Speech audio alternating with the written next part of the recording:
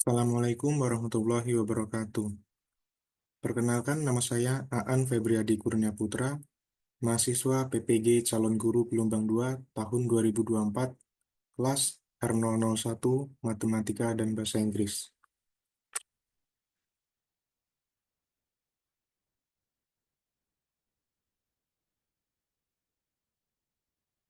Dalam perkuliahan PPG di semester 1 ini, kita diwajibkan untuk menempuh 5 mata kuliah dan praktik pengenalan lapangan di sekolah.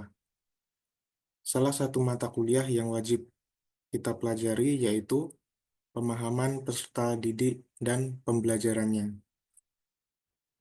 Untuk memahami mata kuliah ini, kita harus mempelajari teori-teori terkait, guna sebagai modal awal kita untuk menerapkan dalam pembelajaran nantinya. Pada topik 1 kali ini, saya akan menjelaskan tentang mengenal peserta didik.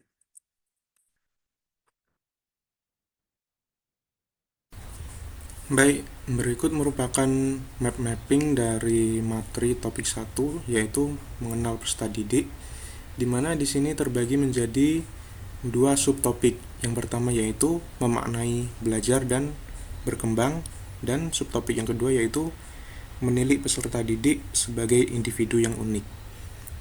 Untuk subtopik pertama yaitu dibagi menjadi dua, yaitu yang pertama teori belajar dan yang kedua yaitu teori perkembangan. Untuk teori belajar di sini terdapat 4 teori. Yang pertama yaitu teori belajar behavioristik, yang kedua yaitu teori belajar sosial kognitif, yang ketiga yaitu teori belajar konstruktivisme, dan yang keempat yaitu teori belajar humanistik. Sedangkan untuk yang kedua, teori perkembangan dibagi menjadi 4, yaitu teori perkembangan fisik, yang kedua teori perkembangan kognitif, dan yang ketiga teori perkembangan sosial emosional, dan yang terakhir yaitu teori perkembangan moral.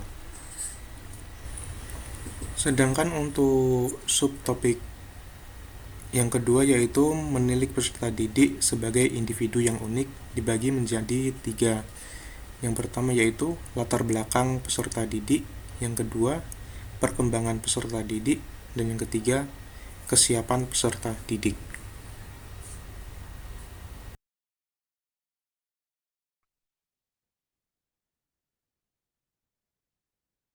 Masuk subtopik yang pertama yaitu memaknai belajar dan berkembang.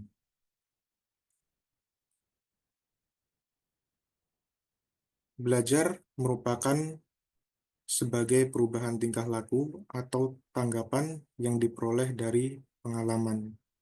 Jika di ruang kelas, proses pembelajaran terjadi ketika seorang individu menunjukkan perubahan perilaku sebagai hasil dari pengalaman belajar yang diperoleh.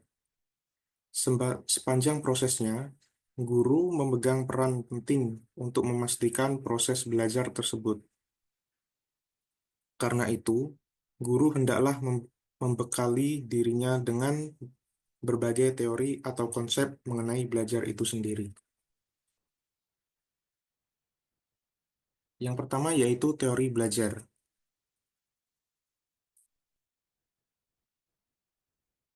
Teori belajar adalah sekumpulan konsep, prinsip belajar yang bersifat teoritis dan telah teruji kebenarannya melalui eksperimen yang dilakukan oleh para ahli. Teori pembelajaran sangat menentukan bagaimana proses pembelajaran akan terjadi, serta dengan mempelajari teori belajar, seorang guru dapat memahami tata cara dan mengaplikasikan konsep-konsep yang berperan penting dalam kegiatan pembelajaran.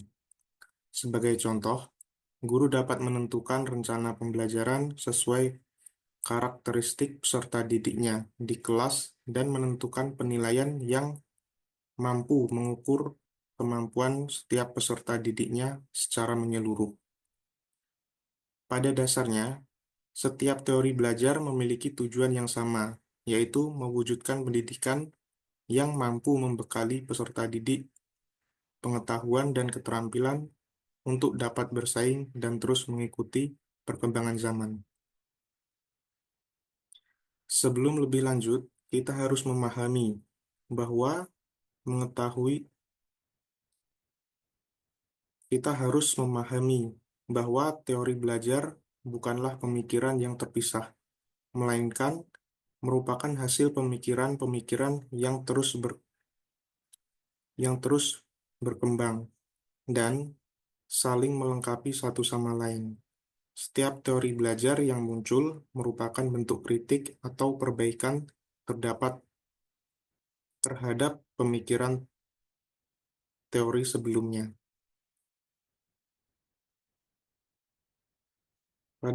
Pada kali ini saya akan menjelaskan 4 teori belajar. Yang pertama yaitu teori belajar behavioristik.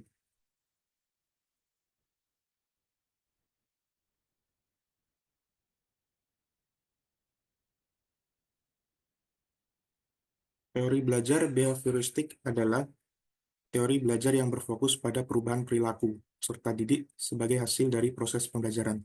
Menurut teori ini, perubahan perilaku peserta didik disebabkan oleh adanya interaksi antar stimulus dan respon.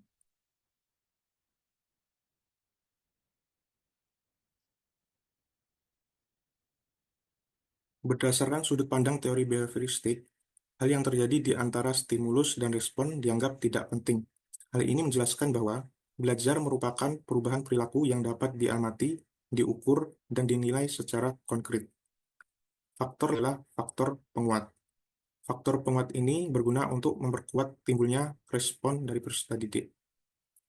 Adapun ciri-ciri dari teori belajar behavioristik ini. Yang pertama yaitu mementingkan pengaruh lingkungan.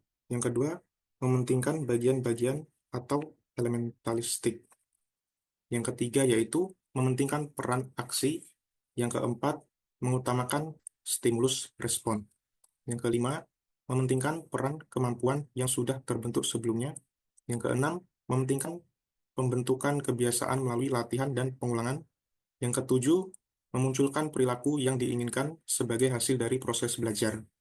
Adapun kelebihan dari teori behavioristik ini, yang pertama yaitu mampu menumbuh mampu menumbuhkan kebiasaan para guru untuk lebih bersikap jeli dan peka terhadap situasi dan kondisi, mampu membentuk suatu perilaku yang diinginkan dengan pengkondisian yang dilakukan. Yang ketiga yaitu mampu mengoptimalkan bakat dan kecerdasan peserta didik. Yang keempat, mampu menghasilkan suatu perilaku yang bersifat konsisten terhadap bidang tertentu. Yang kelima, yaitu mampu menganti meng- satu dengan stimulus yang lain, dan seterusnya, sampai respon yang diinginkan muncul. Yang keenam, mampu membantu guru mengembangkan keterampilan belajar peserta didik.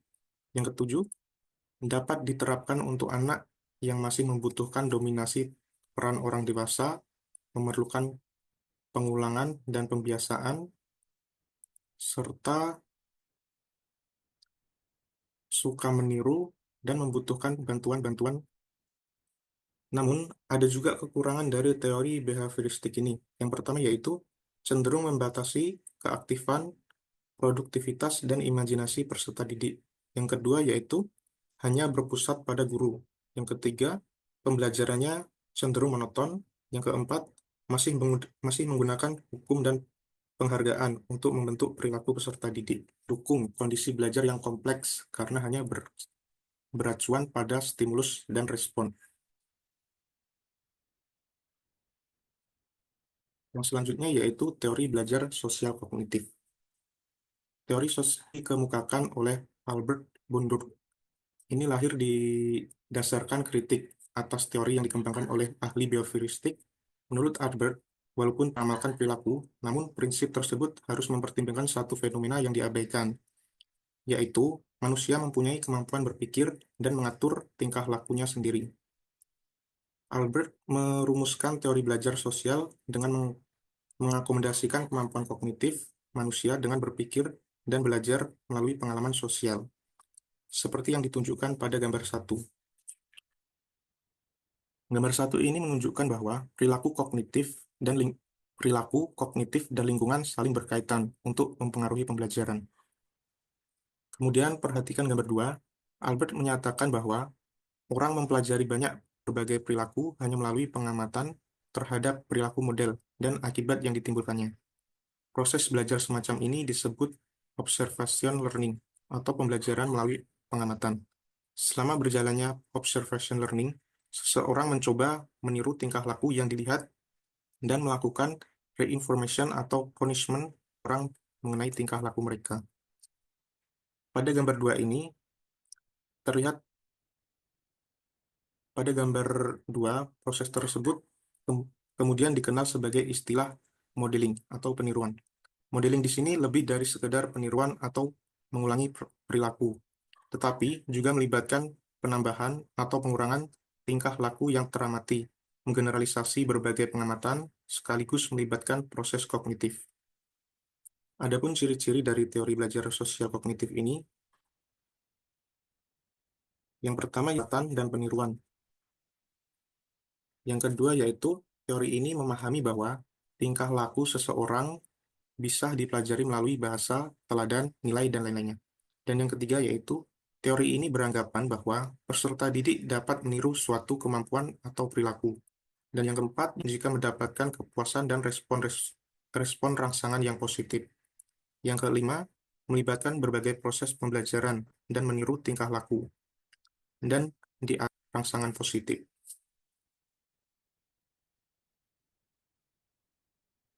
Yang selanjutnya yaitu teori belajar konstruktivisme, teori yang menetapkan peserta didik sebagai individu yang membangun pemahaman dan memahami informasi secara.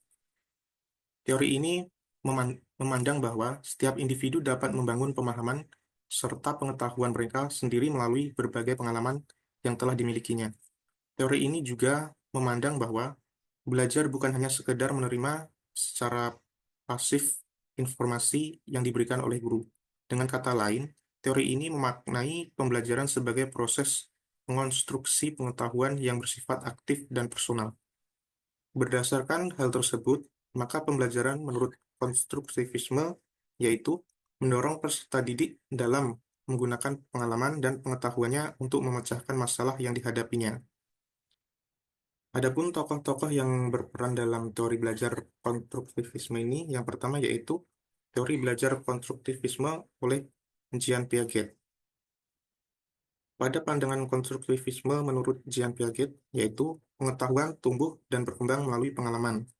Pemahaman berkembang semakin dalam dan kuat apabila selalu diuji dan berbagi, diuji oleh berbagai macam pengalaman baru.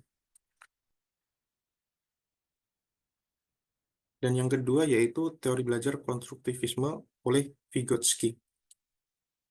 Salah satu konsep dasar pendekatan konstruktivisme dalam belajar adalah adanya interaksi sosial individu dengan lingkungan. Menurut Vygotsky, belajar adalah sebuah proses yang melibatkan dua elemen penting. Pertama, belajar biologi sebagai proses dasar. Yang kedua yaitu proses secara psikososial sebagai proses yang lebih tinggi dan esensinya berkaitan dengan lingkungan sosial budaya.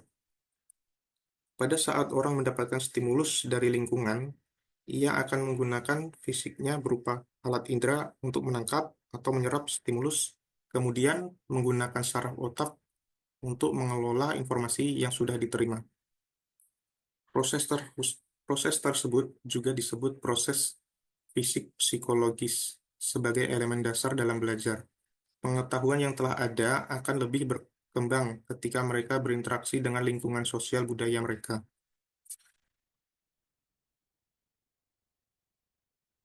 Yang selanjutnya yaitu teori belajar humanistik. Teori belajar humanistik ini merupakan teori belajar yang sering digunakan oleh guru maupun tenaga pengajar lainnya. Teori ini bertujuan untuk menghasilkan hal baik bagi kemanusiaan supaya bisa mencapai aktualisasi diri dan membuat individu mampu mengendalikan dirinya sendiri. Salah satu hal penting dalam pendidikan berbasis humanistik adalah peserta didik harus mempunyai kemampuan untuk mengarahkan sendiri perilakunya dalam belajar. Inti dari pendekatan ini adalah diri sekaligus memotivasi diri sendiri dalam belajar daripada sekedar menjadi penerima pasif dalam proses pembelajaran.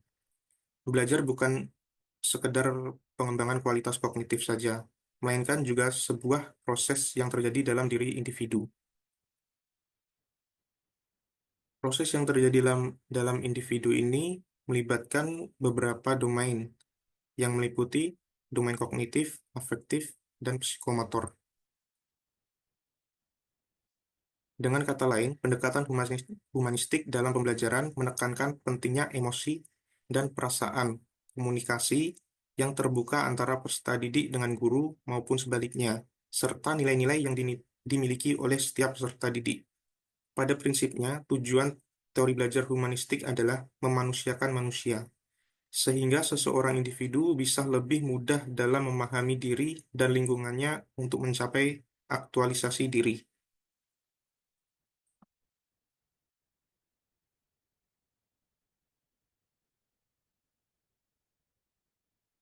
Adapun ciri-ciri dari pembelajaran yang berlandaskan pada teori humanistik, yang pertama yaitu berfokus pada aktualisasi diri individu. Yang kedua yaitu menitik beratkan bahwa proses merupakan hal penting.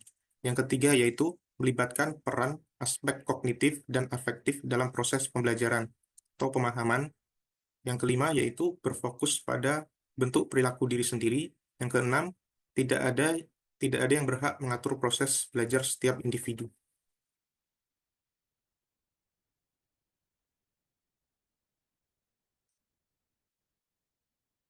Yang selanjutnya yaitu teori perkembangan. Pada dunia pendidikan dan pengajaran, yang menjadi fokus perhatian adalah peserta didik. Sebagai guru, kita perlu mempelajari dan memahami dengan baik tentang pertumbuhan dan perkembangan peserta didik. Perkembangan merupakan proses perubahan dalam pertumbuhan pada suatu waktu, sebagai fungsi kematangan dan interaksi dengan lingkungan. Perkembangan secara keseluruhan mengikuti periodisasi yang teratur, dimulai dari masa pranatal, masa bayi, masa kanak-kanak, masa remaja, dan masa dewasa, yang diikuti perkembangan kemampuan fungsi fisik sebagai akibat dari proses kematangan.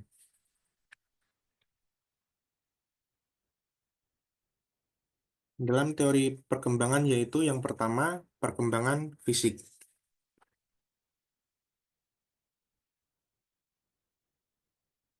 Perkembangan fisik di sini terdapat 4 masa, yaitu pertama, masa bayi, di mana masa bayi mempunyai gerak spontan atau refleks.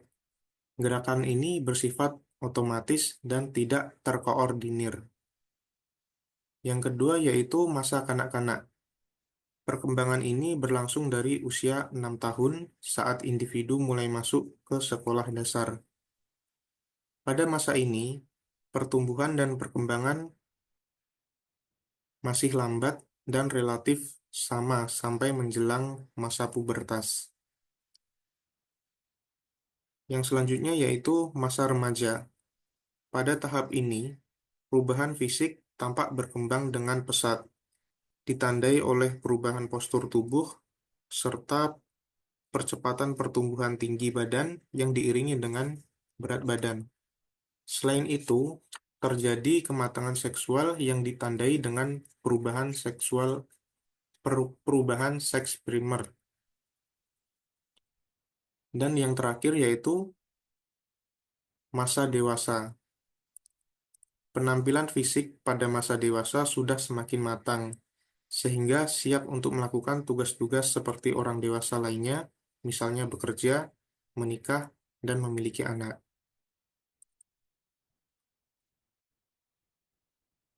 Yang selanjutnya yaitu perkembangan kognitif.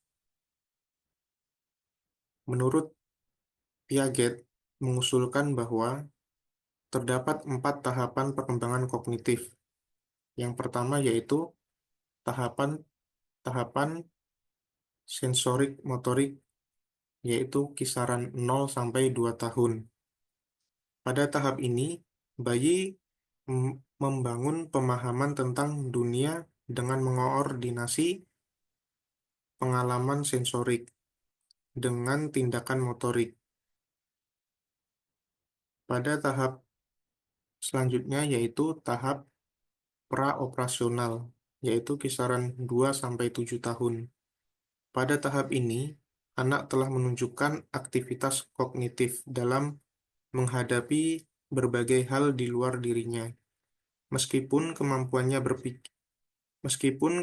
berpikirnya masih belum mempunyai sistem yang terorganisir dengan baik. Tahap yang selanjutnya yaitu tahap operasional konkret, yaitu kisaran 7 sampai 11 tahun. Pada tahap ini, anak-anak telah menunjukkan penalaran yang logis dan konkret. Yang tahap selanjutnya yaitu tahap operasional formal, yaitu kisaran 11 sampai 15 tahun. Pada tahap ini, anak-anak telah mampu berpikir secara abstrak dan mengembangkan hipotesis dengan logis.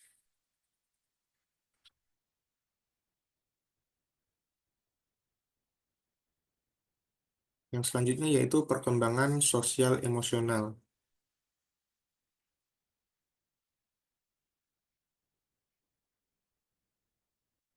Pada perkembangan sosial emosional, kita akan fokus pada dua teori utama yaitu teori ekologi Bronfen-Brenner dan teori perkembangan tentang hidup Erik Erikson. Yang pertama yaitu teori ekologi Bronfen-Brenner, yaitu teori ini mengungkapkan bahwa perkembangan manusia dipengaruhi oleh konteks lingkungan. Sedangkan menurut teori perkembangan rentang hidup Erikson,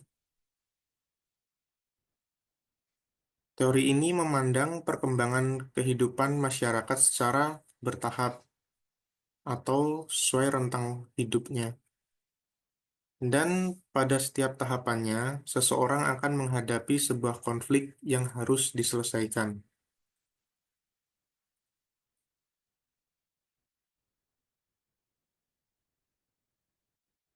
Yang selanjutnya yaitu perkembangan moral, yaitu perubahan perilaku dan perasaan seseorang dalam menentukan apa yang benar dan apa yang salah. Lauren Kohlberg menekankan bahwa terdapat 3 tingkatan dalam perkembangan moral. Yang pertama yaitu prakonvensional, yaitu penalaran moral yang dikendalikan oleh lingkaran eksternal. Yang kedua yaitu konvensional, yaitu penalaran moral yang didasarkan pada standar otorisasi yang sudah terinternalisasi. Dan yang ketiga yaitu pasca konvensional, yaitu penalaran moral yang didasarkan pada prinsip moral internal.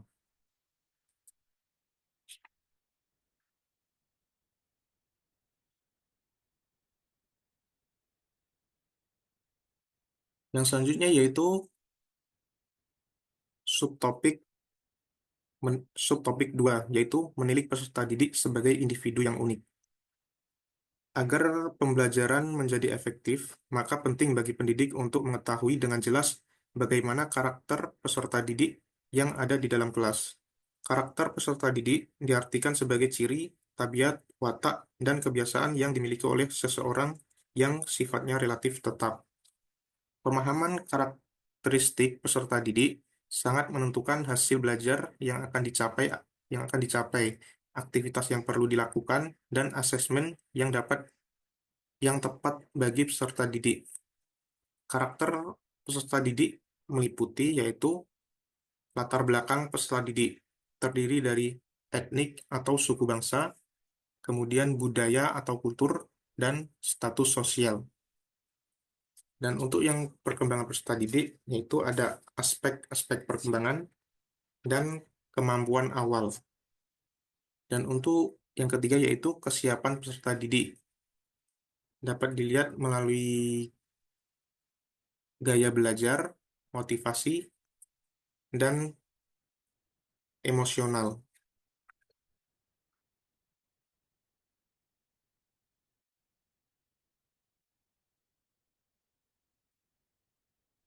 Baiklah, akhirnya kita sampai pada di penghujung materi pada topik satu ini. Bagaimana? Apakah Bapak Ibu semua mengalami proses belajar dari penjelasan saya, penjelasan yang sudah saya sampaikan? Lalu bagaimana? Apakah Bapak Ibu sudah memiliki gambaran bagaimana kita sebagai pendidik dalam mengenali peserta didik nantinya? Baik, Bapak Ibu dapat merenungkannya kembali. Dan sekian penjelasan dari saya. Saya akhiri. Wassalamualaikum warahmatullahi wabarakatuh.